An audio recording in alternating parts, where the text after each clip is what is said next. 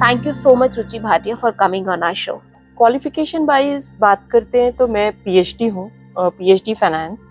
But PhD से ज़्यादा मुझे लगता है कि एक एक्सपीरियंस है जो मेरे लिए मैटर कर रहा है। तो मैं एक एंटरप्रेन्योर हूँ। मेरी एक छोटी सी स्टार्टअप कंपनी है, प्यारा sales enablement and industrial automation company. उसके अलावा I am working for lot of other assignments for various clients. तो कुछ US based, Sweden based, India based clients हैं जिनके साथ काम कर रहे हैं। बिजनेस कीड़ा है। जब कॉलेज में लोग मुझे पूछते थे कि आपको क्या बनना है, तो मैं बोलती थी मुझे बिजनेस टाइकून बनना है। बहुत सारे साल लग गए इस जर्नी पे, अपने पैशन तक आते आते। वंस माय मदर सेड कि हमारी family is not like a business family, तो बिजनेस कैसे करेगी, it is not in our blood. I was like mama, business मेरी सोल में है, it is not in my blood.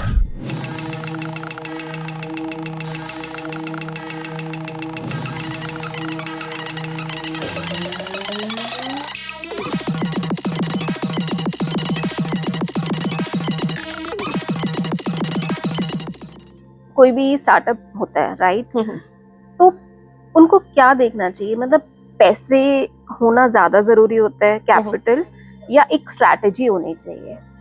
What is most important? I know money is also important to start a business, but strategy और money में क्या ज्यादा important होना चाहिए? I think strategy is the most important thing. If you have a right strategy, you can survive with little of money also. Like बहुत सारे business ऐसे हैं जो कैपिटल इंटेंसिव नहीं है। आप बोलते हो कि मुझे एक ऑटोमोटिव टू व्हीलर प्लांट लगाना है, it is going to be highly capital intensive, right? तो वहां पे आपको पैसा भी चाहिए और उस पैसे के साथ में आपको जस्टिफिकेशन भी चाहिए कि आप बिजनेस करेंगे कैसे।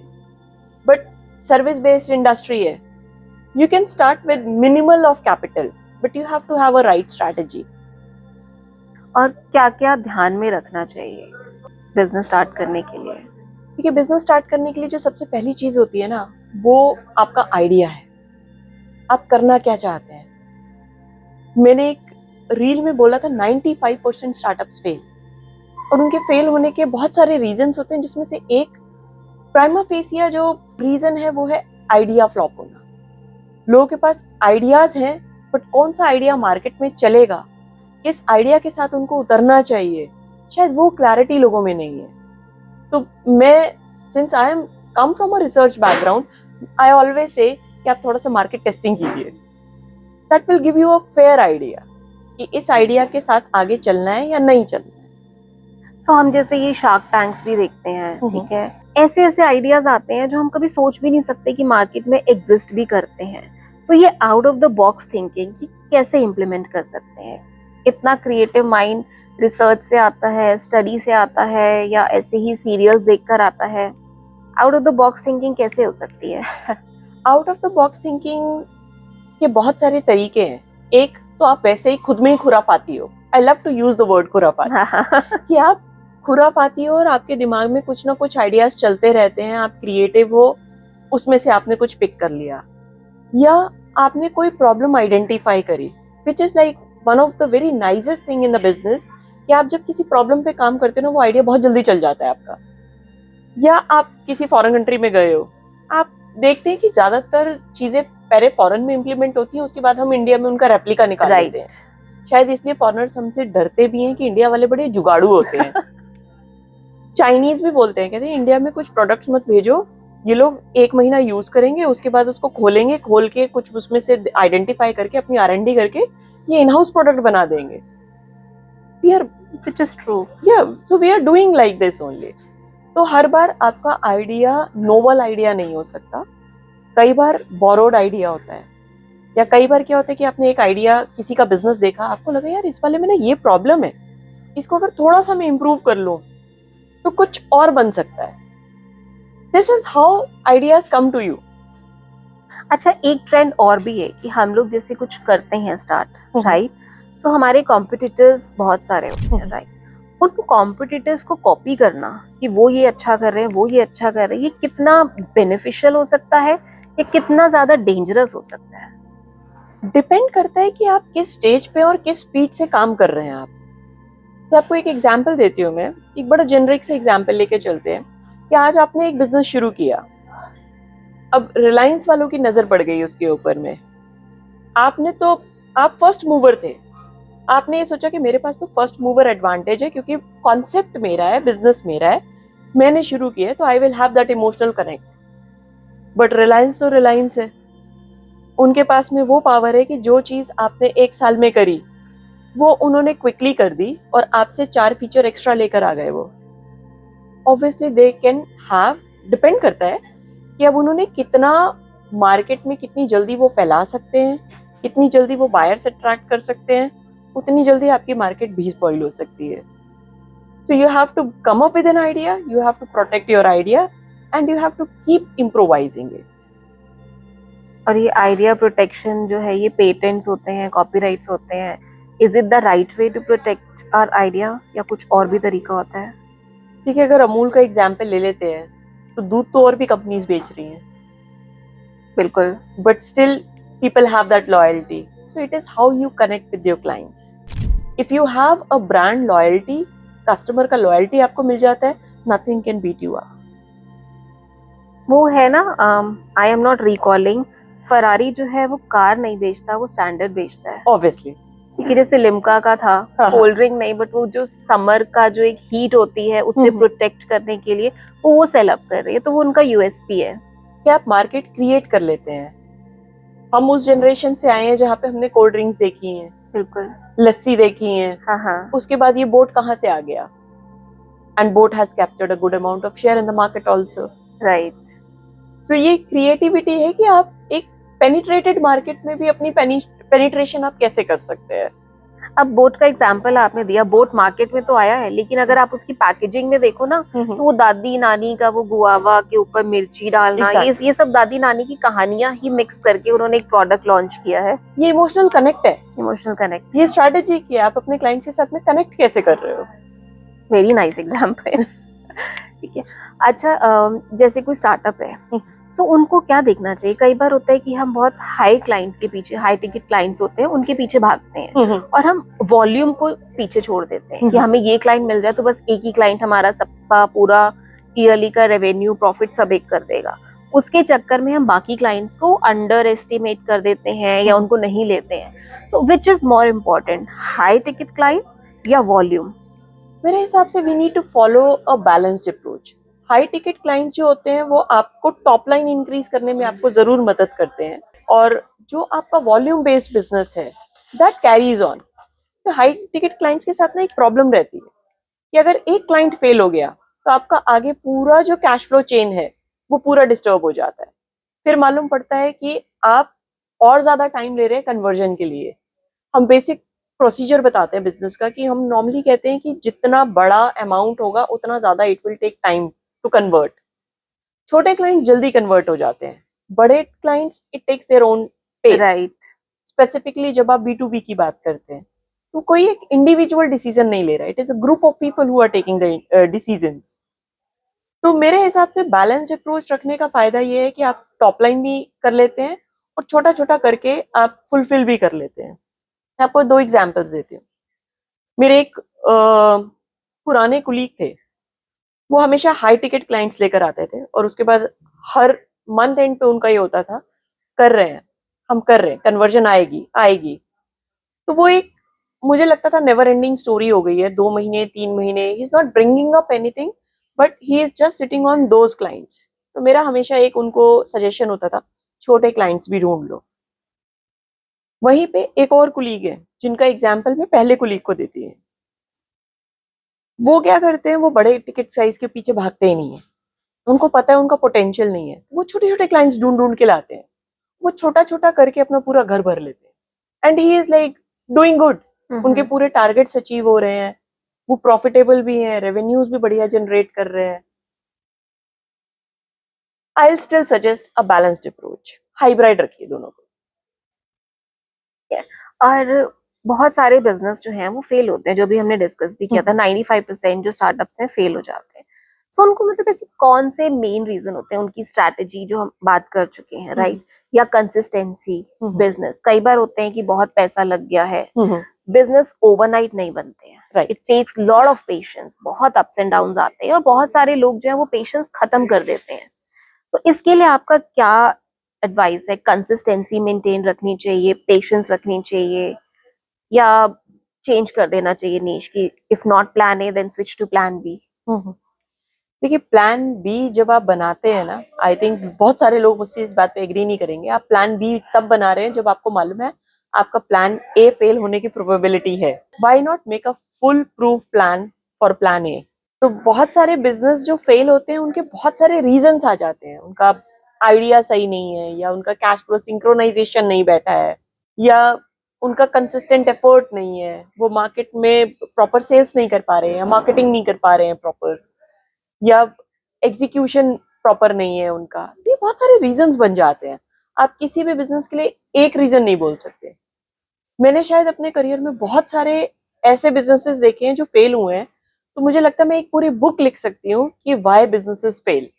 तो कंसिस्टेंसी बहुत जरूरी है। आप अगर ये अप्रोच फॉलो करते हैं कि आज मैंने एक काम किया, 2 महीने में कुछ रिजल्ट नहीं आया, शिफ्ट टू समथिंग एल्स, तो आप जर्नल की तरह सिर्फ बिजनेस मॉडल चेंज करते रहेंगे, but you will not be able to achieve anything. Business मांगता है आपसे कंसिस्टेंट एफर्ट्स। और जब हम बिजनेस स्टार्ट करते हैं पढ़ना, राइट, फर्स्ट बिजनेस स्टडीज की लाइन ही यही होती है कि more risk more profit. Right. और ये आपने कहीं पे बोला भी कि डर के आगे जीत है। तो रिस्क लेना कितना इम्पोर्टेंट होता है? देखिए,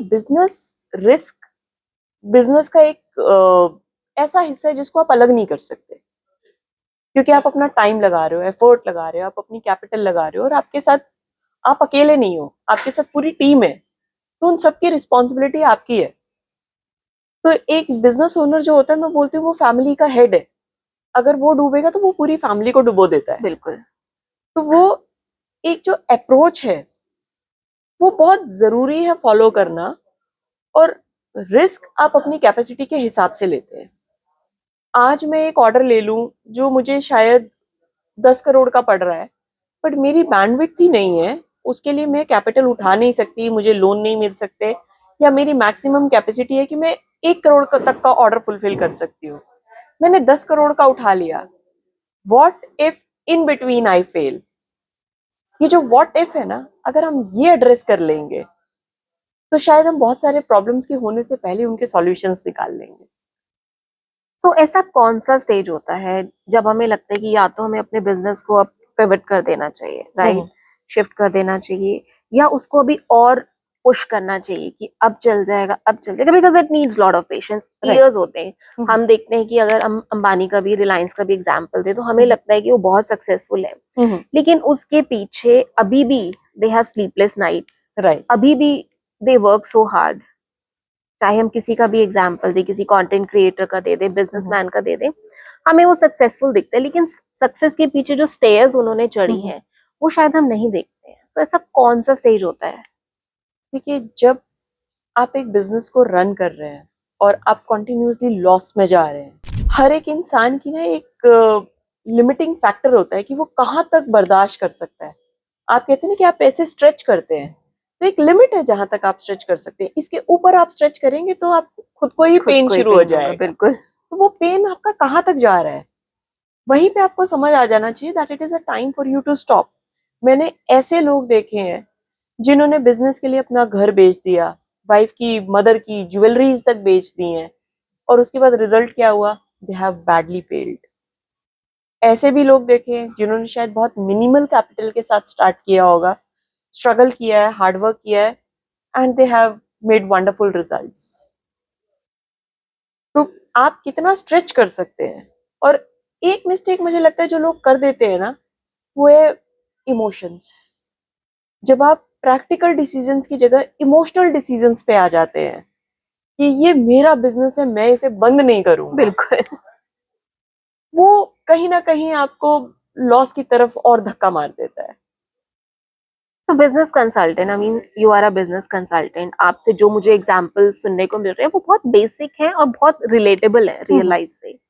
सो एक बिजनेस को स्टार्ट करने के लिए कितना जरूरी होता है कि हम किसी कंसल्टेंट की एडवाइस लें? बिकॉज हम लोग जो है वो एक अपने नॉर्मल माइंड से करेंगे, जो हमारा एक्सपीरियंस है, जो हमने सराउंड देखा है, there are lot of things which we are not aware of. So एक कंसल्टेंट को अप्रोच करना कितना ज्यादा जरूरी होता है? मेरे ख्याल से आप बिना कंसल्टेंट के भी चल सकते हैं। हालांकि जैसे अगर आपको अकाउंटिंग का नॉलेज नहीं है तो आप अकाउंटेंट की हेल्प लेते हैं, शायद वो आपके लिए कंसल्टेंट ही है। आपको पेरोल की का आइडिया नहीं है, आपके पास में टीम नहीं है, तो आप किसी पेरोल एजेंसी के साथ में बात कर लेते हैं, वो भी एक कंसल्टेशन है। बट अगर आप ये बोलते हैं कि आप आइडिया पे काम कर रहे हैं, इफ देखो अलग स्टेजेस हैं, या तो आपके पास कोई मेंटोर अगर नहीं है तो आप खुद से भी स्टार्ट कर सकते हैं। अल्टीमेटली बिजनेस क्या है, आपके बच्चे के जैसा है। बिल्कुल। वो उतनी ही टाइम और अटेंशन एनर्जी आपसे मांग रहा है जितना एक छोटा बच्चा मांग रहा होता है। तो आप अपने बच्चे को कैसे पालना है, आप बाकी दुनिया से जाके पूछते नहीं हो, आप आइडियाज लेते हो, बट यू नो बेस्ट कि आपके बच्चे के लिए क्या चाहिए। ऐसे ही बिजनेस आपका बच्चा है, आपको पता है कि आपके बिजनेस के लिए बेस्ट क्या है। शायद आपसे बेटर आपके बिजनेस को और कोई नहीं समझ पाएगा। तो यहाँ पे वही कॉम्पिटिटर वाला आ रहा है, मे बी उनके अलग स्ट्रगल्स हों, उनके अलग प्रॉस एंड कॉन्स हों, अलग चैलेंजेस हों, वो मेरे नहीं होंगे, बिकॉज जैसे दो बच्चे सेम नहीं हो सकते हैं, ऐसे दो लोग भी सेम नहीं हो सकते। ऑब्वियसली, क्योंकि कोई भी सिचुएशन परफेक्ट नहीं है। जो सिचुएशन आपके साथ बिजनेस में रही होगी, हम दोनों ने शायद एक जैसा बिजनेस शुरू किया, आपके स्ट्रगल्स, आपकी स्टोरीज अलग होंगी, आपके क्लाइंट्स अलग होंगे, मेरे स्ट्रगल्स अलग होंगे, but it is very much important कि आप दूसरे से सीख ले लें। उसने क्या गलत किया आप वो ना करें, उसने क्या अच्छा किया आप उसको कॉपी कर लें। तो ये बहुत सारा जरूरी है, ये सारी चीजें मार्केट पे। सो एक चीज और वो है, प्रॉफिटेबल बट नो मनी। ठीक है, बिजनेस तो प्रॉफिट में जा रहा है, लेकिन वो मनी कहाँ है ये नहीं पता। तो ये क्या कॉन्सेप्ट होता है और इसको कैसे अवॉइड कर सकते हैं? ये कॉन्सेप्ट होता है कि बेसिकली जब आप एक्सपेंसेस करते हैं ना, तो हम दो चीजों की बात करते हैं, हम कैश इनफ्लोज की बात करते हैं और कैश आउटफ्लोज की बात करते हैं। मैं हमेशा बोलती हूँ पेपर प्रॉफिट। प्रॉफिट तो है बट आपके पास पैसे नहीं है। क्यों नहीं है? क्योंकि आपके पास अभी तक कैश इनफ्लोज आए नहीं है, आप एक्सपेंसेस करते जा रहे हो, बट क्लाइंट से आपको पेमेंट्स नहीं रिसीव हुई हैं। तो बुक्स में you are profitable, but you don't have the matching cash inflows कि आप अपने आउटफ्लोज को कवर अप कर सको। तो इसका डिफरेंस कैसे आइडेंटिफाई करें? कैश फ्लो और प्रॉफिट का जो एक डिफरेंस होता है, एक एंटरप्रेन्योर को समझना चाहिए, वो कैसे समझ सकते हैं? देखिए, बहुत सिंपल सा तरीका होता है, आप हर हफ्ते 15 दिन में बैठ के अपने बिजनेस को इवैल्यूएट कीजिए। जब तक आप बहुत बड़े नहीं हो जाते कि आपको लोग आइडेंटिफाई करें, आपके पास में टीम है और वो टीम आपके लिए काम कर रही है, आपको टीम रिपोर्ट्स बनाकर दे रही है, तब तक बड़ा जरूरी है कि आप खुद से ये देखिए कि आपके प्रॉफिट्स कितने आ रहे हैं, आपके पास एक्सपेंसेस कितने होने वाले हैं, आप उन एक्सपेंसेस को कहाँ से पे करोगे। जब आप हर चीज के लिए थोड़ा सा वरी होते हो ना कि मेरे पास अगले 15 दिन में मुझे ये एक्सपेंस करना है, ये एक्सपेंस करने के लिए मैं पैसा कहाँ से लाऊं, वो शायद आपको खुद ब खुद आंसर दे देगा कि आप प्रॉफिटेबल होते हुए भी आपके पास लिक्विडिटी है या नहीं है। सो पहला एम्प्लॉय ज्यादा जरूरी होता है या पहला क्लाइंट? शायद दोनों ज्यादा जरूरी हैं, but still I will say कि पहला एम्प्लॉय बहुत ज्यादा जरूरी है, क्योंकि पहला क्लाइंट आपको बिजनेस सरवाइव करने में हेल्प कर रहा है, वो आपको रेवेन्यू लाके दे रहा है। बट क्लाइंट तो आ गया, उस क्लाइंट को केटर कौन करेगा? तो पहला एम्प्लॉय। ओके। और पहला एम्प्लॉय रखना is a difficult task for a new business. कोई भी नहीं ज्वाइन करना चाहता, और शायद ऐसा एम्प्लॉय अगर आपको ज्वाइन कर ले, वो लॉयल हो, तो आपको उसे संभाल के भी रखना चाहिए। तो कई बार होते हैं जैसे लीड जनरेशन होते हैं, कुछ लीड्स होती हैं जो बिल्कुल डेड सी लगती हैं, right? So are those leads really dead? हमें उनको छोड़ देना चाहिए, ये अभी भी चांस होते हैं कि वो कन्वर्ट हो जाए? देखिए, कुछ लीड ना on the surface they look very hot, but ultimately क्या होता है कि आप जब उन पे काम करना शुरू करते हैं तो उसके बाद वो थोड़ी सी ठंडी पड़नी शुरू हो जाती है। कुछ लीड्स होती हैं जो आपको कोल्ड लगती हैं, बट आप कह ही नहीं सकते कि ये कितनी जल्दी कन्वर्ट हो गई। कई बार आप खुद हैरान हो जाते हो कि यार ये लीड तो होनी नहीं थी, ये कन्वर्ट कैसे हो गई। तो हर लीड इंपॉर्टेंट है, चाहे वो कोल्ड हो हॉट हो। बस डिफरेंस क्या है कि आप हॉट लीड पे थोड़ा सा एक्टिवली एग्रेसिवली काम कर लेते हो, कोल्ड लीड को थोड़ा सा आप नर्चर कर लेते हो। मेरे ख्याल से डेड लीड नहीं होती until and unless somebody really says no not at all। But sales वाले होप नहीं छोड़ते। होप नहीं छोड़ते। सेल्स वालों का काम ये है कि आपको क्लाइंट ने मना कर दिया, उसके बाद 3 महीने बाद आप फिर फोन कर रहे हो, sir can we discuss now anything. अच्छा ये भी देखा है, कई बार होता है जैसे कोई सेल्स कॉल्स आती हैं, हमारे पास भी आती हैं, और हम लोग उनको एक टाइम दे देते हैं कि ओके अभी हम फ्री नहीं है, हम कल फ्री हैं, राइट। तो उनका ये बहुत एक हमें बहुत अनोइंग लगता होगा, ठीक है, बिकॉज हम लोग सिर्फ एक बोल रहे हैं कि कल कॉल करना, परसों कॉल करना, लेकिन वो इतने डेडिकेटेड होते हैं कि उनके कैलेंडर में ये सब चीजें मार्क होती हैं, बिल्कुल। एंड दे मेक श्योर कि हम वो उसी टाइम हमें कॉल करें। देखिए कई बार क्या होता है कि टेलीकॉलर्स के पास ना बहुत सारा काम होता है कि उनके पास टारगेट्स हैं, उनको 50, 100, 200 कॉल्स डेली बेसिस पे लगाने हैं। आप उनको बोलते हो कि आप मुझे कल कॉल कर लीजिए, तो उनके टारगेट्स जुड़े हुए हैं, उनके सैलरीज के साथ अलाइंड है वो। तो उनको ये लगता है कि अगर आपने कल 5 बजे का बोला, उन्होंने अगर आपको 5 बजे कॉल नहीं किया, ऐसे केसेस भी हुए हैं जहाँ पे उन्होंने आपको 6 बजे कॉल किया और आपको याद था कि आपने उन्हें 5 बजे का टाइम दिया, तो आप बोलते हो अभी तो मैं बाहर आ गई हूँ, अभी I am busy, I told you to call me at 5, आपने 5 बजे नहीं किया, अब आप मुझे परसों कॉल कीजिएगा। तो it is very much important कि आप जब क्लाइंट ने उनको टाइम दिया, they should call them at the same time if possible for them. मुझे ना थोड़ा सा इमोशनल वो भी लग रहा है कि जो सामने वाला बंदा है, that person is also human, ठीक है। बहुत सारे लोग होते हैं जो जॉब्स करते हैं, लेकिन वो एंटरप्रेन्योरशिप की तरफ जाना चाहते हैं, बिजनेस स्टार्ट करना चाहते हैं, कुछ फ्रीलांसर्स बनना चाहते हैं। सो ये जो स्विच है वो बहुत इजी नहीं होता, क्योंकि कुछ जॉब्स होती है वो बहुत चैलेंजिंग होती हैं, कुछ होती है कि कंफर्ट होता है, ठीक है, आपको मंथ एंड पर सैलरी आ रही है, चाहे कंपनी दुनिया रिसेशन में जा रही है या कंपनी प्रॉफिट में, लॉस में, you are getting your salary, right. तो ऐसा कंफर्ट जोन छोड़कर एक चैलेंजिंग एनवायरनमेंट में, क्योंकि बिजनेस दिखता तो बहुत फ्लैशी है, राइट। लेकिन बहुत अप एंड डाउन होते हैं, इट्स नॉट इजी। सो वो आपका क्या एडवाइस है कि किन लोगों को जाना चाहिए और किन लोगों को जॉब के साथ ही लाइफ स्पेंड कर देनी चाहिए? कि मैं हमेशा बोलती हूँ कि बिजनेस एक बच्चे के जैसा होता है, तो उसको 24/7 आपका एंगेजमेंट चाहिए, आपका सपोर्ट चाहिए, आपकी अटेंशन चाहिए। तो अगर आप वो सारा कुछ कर सकते हो, अगर आप अनसर्टेनिटी को हैंडल कर सकते हो, क्योंकि जॉब में क्या होता है कि आपको आदत पड़ी हुई है एक फिक्स डेट पे सैलरी इज क्रेडिटेड का मैसेज देखने की, somehow that feeling is like very nice, पैसे सबको चाहिए। बट जब आप बिजनेस में स्विच करते हो तो आपके पास वो पैसे आने बंद हो जाते हैं, पर आपके खर्चे तो वहीं के वहीं हैं, इंटैक्ट है। तो वो बड़ा बुरा सा भी लगता है, और शायद वो एक सेटबैक है जो काफी लोगों को रोकता है बिजनेस की तरफ जाने से। मेरा लोगों को एक ही सजेशन रहता है हमेशा, जब भी कोई मुझसे ये पूछता है कि मैं अभी जॉब में हूँ, मुझे बिजनेस में स्विच करना है, तो मैं उनको यही बोलती हूँ कम से कम 1 साल की सेविंग्स जोड़ लो। 1 साल आपको घर चलाना है, प्लस आपको जो बिजनेस चलाने के पैसे हैं वो, अगर ये आपके पास में है, या आपके पास कोई फाइनेंशियल बैकअप है, या आपके घर में कहीं और से अर्निंग आ रही है, तो आप शौक से बिजनेस में चले जाओ। फिर अगर आप 24/7 आप बिजनेस को डेडिकेशन के साथ टाइम दे सकते हो, आप रिस्क उठा सकते हो, तो आप बिजनेस में जाओ। बट अगर आपको कंसिस्टेंसी चाहिए लाइफ में, आपको चाहिए कि हर चीज स्टेबलाइज्ड हो, रिस्क नहीं लेना, तो आप जहां हो वहीं आप जॉब में खुश रहो। तो ये बहुत ही क्रूशियल डिसीजन होता है, और हर किसी की इंडिविजुअल प्रेफरेंसेस पे और क्या सिचुएशन है उसके बेसिस पर ही लेना चाहिए। मतलब बिल्कुल। सबको ना वो रोड रेस में नहीं भागना चाहिए कि उसने बिजनेस स्टार्ट कर लिया तो मुझे भी करना चाहिए। So everybody has their own opportunities and everybody has got their own challenges. तो राइट। उन सबको देखकर then one should take the decision. Absolutely. आपके पास कोई स्मार्टर बिजनेस डिसीजन का रियल एग्जाम्पल होगा जो आप शेयर करना चाहेंगी? देखिए सिचुएशंस ना अलग अलग आते हैं। जब हमने बिजनेस करना शुरू किया था ना, तो हम लोगों का एक मेन मोटिव था गेट द क्लाइंटेल।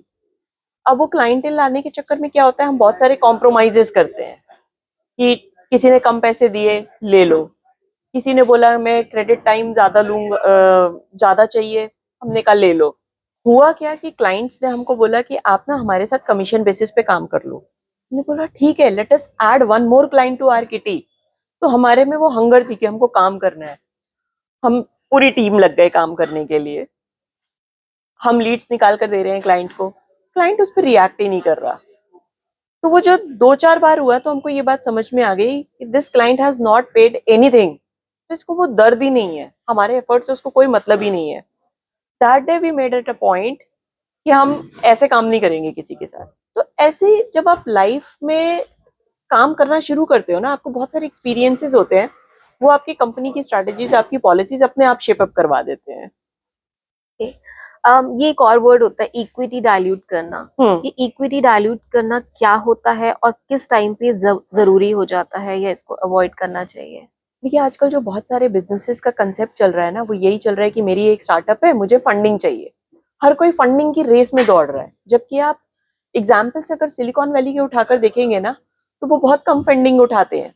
वो सबसे पहले ये बोलते हैं कि आप बिजनेस को चलाइए, उसके बाद आप फंडिंग उठाइए। That will give you a negotiation power with the VCs. Investors के साथ आपको फायदा मिल जाएगा उस चीज में।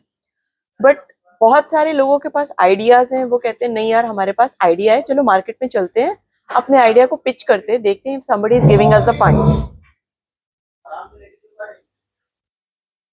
if somebody is giving us the funds। अब उस केस में क्या होता है कि आपका घोड़ा, अब क्या होता है कि हम फंडिंग मांगने तो निकल गए हैं, बट सामने वाले को पता है कि आपका आइडिया अच्छा है, बट आपके पास रेवेन्यूज नहीं है। अब आप उस आइडिया को चला पाओगे या नहीं चला पाओगे, किसी को नहीं मालूम, आपने अपने आप को प्रूव ही नहीं किया है। तब उसका रिस्क बढ़ जाता है। जब रिस्क बढ़ जाता है तो वो आपसे ज्यादा इक्विटी डिमांड कर लेता है। अब आप अगर पैशनेट हो कि नहीं, मुझे तो ये वाला करना ही है एनी हाउ, मुझे 10% भी मिल रहा है मेरे बिजनेस का तो भी मैं कर लूंगा, 90% में डाइल्यूट कर देता हूँ। आपने अपने बिजनेस का 90% हिस्सा उठाकर सामने वाले को दे दिया क्योंकि आपको फंडिंग चाहिए। राइट। वो इक्विटी डाइल्यूशन है। मैं हमेशा लोगों को सजेस्ट करती हूँ कि जब तक आप रेवेन्यू स्टेज तक नहीं आते ना, आप कुछ करके दिखाइए, कुछ प्रूव आउट कीजिए अपने आप को, उसके बाद आप जाकर मार्केट में पैसे मांगेंगे तो आपकी शायद इक्विटी डाइल्यूशन कम होगी। एक वीसी ने मुझसे एक बड़ी अच्छी बात बोली थी, मैंने किसी क्लाइंट के लिए फंडिंग के लिए उनको बोला था, तो उन्होंने मुझे बड़ी अच्छी एक बात बोली, कहते रुचि आप जिस क्लाइंट के लिए पैसे मांग रहे हो उनको आइडिया बड़ा अच्छा है, बट वो घोड़ा तो अभी खड़ा हुआ है, किसी ने नहीं देखा कि वो घोड़ा भाग कैसे सकता है। तो पैसे हमेशा उस घोड़े पे लगते हैं जो भागता हुआ दिख रहा हो। दिखता है। शायद ये बात मुझे कहीं ना कहीं बहुत अच्छी लगी उनकी। बहुत प्रैक्टिकल बात कही है बिल्कुल। उन्होंने। तो पहले आप अपने घोड़े को भगाइए, उसके बाद आपके घोड़े के ऊपर बेटिंग लगेगी। अच्छा, ये सेल्स पिच भी होती हैं, ठीक है, जैसे इंस्टाग्राम का एग्जांपल लें, हर कोई अपना प्रोडक्ट बेचने में लगे हुए हैं, तो उनका कंटेंट ज्यादा जरूरी होता है या कुछ स्ट्रैटेजी भी होनी चाहिए? इट्स लाइक कंटेंट तो वो बहुत अच्छा कर रहे हैं, लेकिन पीछे सेल्स की स्ट्रैटेजी कुछ नहीं है, कैसे डिमांड एंड सप्लाई को मैच करेंगे, कैसे करेंगे, तो कैसे बैलेंस आउट करना चाहिए? देखिए, अभी जो आप इंस्टाग्राम पे देख रहे हैं ना, ये काफी हद तक फेक वर्ल्ड है। बहुत सारे कंटेंट क्रिएटर्स ऐसे भी हैं जो रट्टी हुई स्क्रिप्ट के ऊपर काम कर रहे हैं। उनका कंटेंट राइटर है, उसने स्क्रिप्ट लिख दी, वो आके उसके ऊपर इनैक्ट किया, और उसके बाद पीछे मार्केटिंग टीम बैठी हुई है जो उसको पुश कर रही है। आपके फॉलोअर्स, आपका कंटेंट, आपका पूरा मार्केटिंग, वो लोग देख रहे हैं। आप तो सिर्फ एक डायलॉग डिलीवरी कर रहे हो, आप एक्टर हो जो किसी और की स्क्रिप्ट के ऊपर में काम कर रहे हो। कई बार मैं भी पागल बन चुकी हूँ ऐसे। बाकी देखिए, बिजनेस की जो भी सच्चाई है आपको कोई भी नहीं बताएगा। आप बड़े से बड़ा बिजनेसमैन उठा लीजिए, छोटा बिजनेस उठा लीजिए, हर कोई ये आपको बताएगा कि हमने 3 साल स्ट्रगल किया, उसके बाद आज हम सक्सेसफुल हैं। तो आप उनसे मोटिवेट जरूर हो जाओगे, बट एग्जैक्टली उनका स्ट्रैटेजीज क्या थी, उनके प्रॉपर स्ट्रगल्स क्या थे, कोई आपको कोर तक नहीं ले जाएगा। बिल्कुल ठीक है, क्योंकि वो उनका बिजनेस एसेंस। अच्छा, एक और भी होती है कि ये हमेशा अपनी प्रॉब्लम्स ही शो करते हैं, ठीक है, कभी अच्छा नहीं शो करते हैं। देखिए, प्रॉब्लम शो करने से ना काफी सारे लोग डिमोटिवेट हो जाते हैं कि इस वाले बिजनेस में नहीं जाना। वो अच्छा शो कर देंगे तो वो अपने लिए कंपटीशन अट्रैक्ट कर लेंगे। आपकी लाइफ का कौन सा ऐसा टर्निंग पॉइंट था? टर्निंग पॉइंट जिसने मुझे बिजनेस में डाला, जिसने मैंने आपसे कहा कि मुझे बिजनेस का कीड़ा था। मैं बोलती थी कॉलेज में कि मुझे एक बड़ा बिजनेस टाइकून बनना है। तो जॉब करते करते मुझे काफी सारी चीजें ये समझ में आई। मैं काफी बार लोगों को इवैल्यूएट करती थी, मैं अपने बॉसेस को इवैल्यूएट करती थी, कंपनीज को इवैल्यूएट करती थी कि ये क्या स्ट्रैटेजी सही कर रहे हैं, गलत कर रहे हैं। कई बार मैं उनको ये बोलती थी कि ये ऐसे नहीं, ऐसे होना चाहिए, बट बॉस की ईगो हर्ट हो जाती थी उसमें। बॉस बोलते थे नहीं नहीं, ये ऐसे ही होगा, फिर उनकी स्ट्रैटेजी फेल हो जाती थी। पर मैं कॉन्फिडेंट होती थी कि मेरी वाली स्ट्रैटेजी बिल्कुल चलेगी। तो ऐसे जब काफी बार हो गया ना, तो मुझे लगा कि if I have to be under somebody with wrong guidance, तो मैं अपने आप के साथ काम कर लेती हूँ विद राइट गाइडेंस। मनी जो है पहले होता था कि अगर आपका प्रोडक्ट नहीं बिक रहा तो आप एडवर्टाइजमेंट पे स्पेंड कर रहे हो ताकि लोगों को पता लगे, लेकिन आजकल जो है वो कॉन्सेप्ट चेंज हो गया है। So marketing is an investment, right. तो आप कितना इस बात से अग्री करती हैं कि मार्केटिंग पे जो पैसा स्पेंड होता है दैट्स एन इन्वेस्टमेंट या वो वेस्ट है? What are your thoughts about it? देखिए, हर चीज ना अपने दायरे में रह के करनी चाहिए। हम कहते हैं ना कि पाँव उतने पसारने चाहिए जितनी आपकी चादर है। तो आपको अपने बजट का आइडेंटिफिकेशन होना चाहिए कि मैं कितना इसमें से प्रॉफिट निकालूंगी, कितनी मेरी सेल्स आएगी, मुझे कितना मार्केटिंग में इन्वेस्ट करना है। मेरा सजेशन लोगों के लिए ये रहता है कि आप बजटिंग कीजिए, हर साल का आप बजट एलोकेट कीजिए। आपने जो भी प्लान किया है आप उसको टाइम टू टाइम इवैल्यूएट कीजिए कि आपको कोई चेंजेस तो नहीं करने। आज भी हम उसी चीज पे चलते हैं कि जो दिखता है वो बिकता है। चाहे वो पहले आपके न्यूज़पेपर में एडवर्टीजमेंट्स होते थे, पैम्पलेट मार्केटिंग होती थी, रोड शोज होते थे, एग्जीबिशंस होती थी। आज शायद हम इंस्टाग्राम पे बैठे हुए हैं, यूट्यूब पे बैठे हुए हैं, हम कंटेंट क्रिएशन कर रहे हैं या हम गूगल एडवर्ड्स कर रहे हैं। तो हम फिर भी कहीं ना कहीं मार्केट में अपने प्रोडक्ट को फैला रहे हैं। अब वो वर्ड ऑफ माउथ भी हो सकता है, आपकी रेडियो एड्स भी हो सकती हैं, वो किसी भी तरीके से आपकी एडवर्टीजमेंट हो सकती है। तो मार्केटिंग आपके लिए बहुत सारा काम करती है। Marketing is a supportive function for your sales. तो आपने कितना पैसा मार्केटिंग में डालना है वो तो आपको आपके बिजनेस की स्ट्रैटेजी बताएगी कि आपने कितना निकालना है, कितना प्रॉफिट जनरेट करना है आप। राइट। मैंने ऐसे ऐसे स्टार्टअप्स देखे हैं जिन्होंने जस्ट बिकॉज ऑफ मार्केटिंग उन्होंने अपना करोड़ों के एम्पायर सेट कर लिए हैं। और सेम प्रोडक्ट लाइन किसी और बिजनेस की भी मैंने देखी है जहां उन्होंने मार्केटिंग पे पैसे नहीं लगाए और सीधा उन्होंने सेल्स वालों को लगा दिया काम पे, बट अल्टीमेटली सेल्स वालों ने भी गिव अप कर दिया, क्योंकि एक लिमिट तक हर कोई काम कर सकता है। तो आपको थोड़ा सा तो फ्लॉन्ट करना पड़ेगा, थोड़ा सा आपको दिखाना पड़ेगा, दिखावटी दुनिया है। अच्छा, ये भी होता है negative marketing is also good marketing. Of course शायद नेगेटिव मार्केटिंग का जो वर्ड है ना वो बहुत जल्दी स्प्रेड होता है। राइट। तो नेगेटिव मार्केटिंग कई बार जरूरी है, कई बार आपको हर्ट भी कर देती है वो। तो बहुत केयरफुल रहना पड़ता है जब आप नेगेटिव मार्केटिंग के साथ जा रहे हैं। तो हमने ना आज आपसे ना बहुत ही ज्यादा इंटरेस्टिंग टॉपिक था business which is everybody's dream, ठीक है। तो आपने बहुत छोटे छोटे एग्जांपल्स के साथ बहुत अच्छे से समझाया है। सो कुछ आपकी तरफ से एडवाइस होगा जो आप किसी स्टार्टअप को देना चाहेंगी कि उनको कौन कौन सी, लेट्स से कौन कौन सी 3 चीजों को ध्यान रखना चाहिए? देखिए, एक उनको सबसे पहले अपने आइडिया पे फोकस करना चाहिए कि उनका आइडिया क्या है, वो मार्केट में फिजिबल है या नहीं है, उनके प्रोडक्ट का मार्केट फिट क्या है। फिर उनको अपने कैश फ्लोस पे ध्यान देना चाहिए। और सबसे बड़ा उसके बाद जो मुझे लगता है वो लगता है एग्जीक्यूशन। मैंने बहुत सारे बिजनेसेस ऐसे देखे हैं जो प्रोडक्ट अच्छा है, मार्केटिंग भी अच्छी हुई है, सेल्स भी अच्छी हुई है, बट जब प्रोडक्ट इंप्लीमेंट कर रहे हैं, जो वो सॉल्यूशन क्लाइंट को इंप्लीमेंट करके दे रहे हैं, वो कंप्लीट फ्लॉप है। ऐसे बिजनेस नहीं चलते। तो एग्जीक्यूशन इज इक्वली इम्पोर्टेंट। तो अब ना हम आपसे जितना भी हमने क्वेश्चंस पूछे हैं सबका एक रैपिड फायर करते हैं, ठीक है? जो कि एक कंक्लूजन काइंड ऑफ होगा। सेल्स और मार्केटिंग? मार्केटिंग। प्रॉफिट और cash flow? Cash flow. High ticket और high volume? High volume. Strategy और mindset? Mindset. Very nice. So ये ना पूरे हमारे पॉडकास्ट की एक समरी हो गई है आपके रैपिड फायर में। सो आपसे बात करके ना बहुत अच्छा लगा। Same here. सो यही सीखा है कि हर चीज को बैलेंस आउट करना चाहिए, हर सिचुएशन अलग होती है। राइट। सो हमें रोड रेस का एक पार्ट नहीं बनना चाहिए, बहुत carefully. End of course business is like a baby. हाँ। ठीक है। So thank you so much for your time हमारे शो पर आने के लिए और हमें इतना कुछ सिखाने के लिए। छोटी छोटी बातें हैं लेकिन बहुत इंपॉर्टेंट है। Thank you so much. हमारे ऑडियंस का भी बहुत बहुत थैंक यू जिन्होंने ये सब कुछ सीखा। और आज का पॉडकास्ट आई एम श्योर आपने इससे बहुत छोटी छोटी और बहुत अच्छी बातें सीखी होंगी। इन्होंने समझाया ही इतने सिंपल तरीके से और एग्जाम्पल्स के साथ है कि वो समझ आ ही जाएंगी। ठीक है। सो प्लीज चैनल को लाइक कीजिए, सब्सक्राइब कीजिए और नेक्स्ट पॉडकास्ट तक के लिए thank you so much and stay tuned at Mind Melders. Thank you so much.